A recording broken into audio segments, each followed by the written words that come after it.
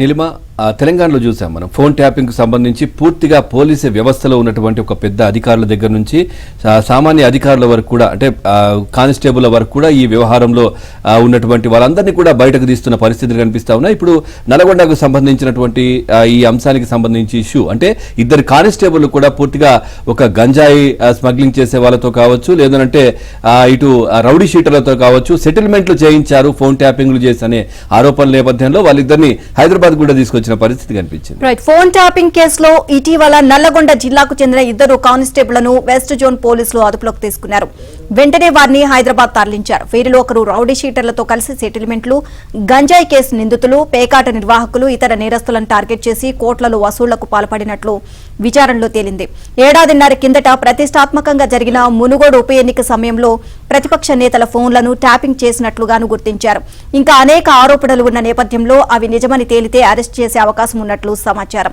నల్లగొండ కేంద్రంగా సాగిన ఈ తంతుపై వెలుగులోకి వస్తున్న సమాచారం పోలీస్ శాఖ, రాజకీయ వర్గాల్లో కలకలం సృష్టిస్తోంది.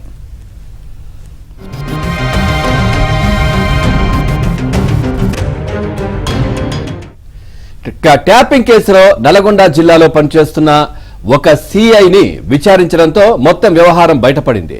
ట్యాపింగ్ కోసం నల్గొండలోని హైదరాబాద్ రోడ్లో వార్ రూమ్ ఏర్పాటు చేసినట్లు నిర్ధారణ అయింది. దీంతో ఆ భవనంలో విస్తృత తనిఖీలు నిర్వహించారు.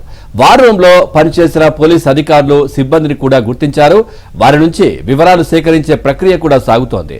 నల్గొండ, మహబూబ్ నగర్ జిల్లాలను యూనిట్ గా ఏర్పాటు చేసుకుని నల్గొండలోనే ట్యాపింగ్ సెంటర్ నిర్వహించారని, రెండు జిల్లాల ప్రతిపక్ష నాయకులు, వారి సన్నిహితుల ఫోన్లను ట్యాప్ చేసినట్లు ఆరోపణలు కూడా వస్తా ఉన్నాయి.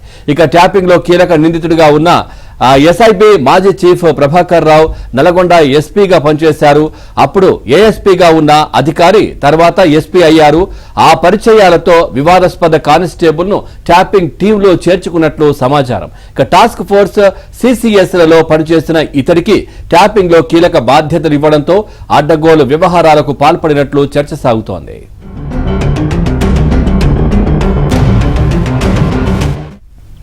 వివాదాస్పద కానిస్టేబుల్ మొత్తం 9 సిమ్ కార్డులను వినియోగించినట్లు సమాచారం. ఓవైపు రాజకీయ నేతలకు అవసరమైన ఫోన్లతో పాటు మరోవైపు సొంత వ్యవహారాలకు కూడా ట్యాపింగ్ ను అడ్డుపెట్టుకున్నట్లు తెలుస్తోంది.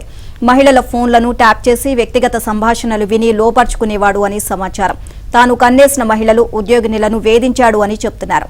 నల్లగొండ జిల్లాలోని ఓ చోటా నాయకుడు అక్రమ వ్యవహారంలో పట్టుబడితే దానిని అడ్డుపెట్టుకుని ఆయన భార్యను సైతం బ్లాక్మెయిల్ చేశాడు.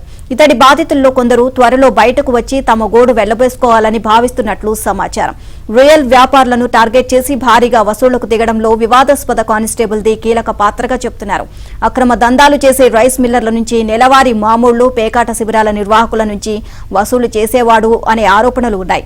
అన్ని తానై వ్యవహరిస్తూ నల్గొండ జిల్లాలోని వాణిజ్య కేంద్రమైన పట్టణానికి చెందిన రౌడీ షీటర్ ద్వారా ల్యాండ్ సెటిల్మెంట్ కు పాల్పడ్డాడు. కొంతమంది అధికారులను సైతం భయపెట్టినట్లు తెలిసిందే.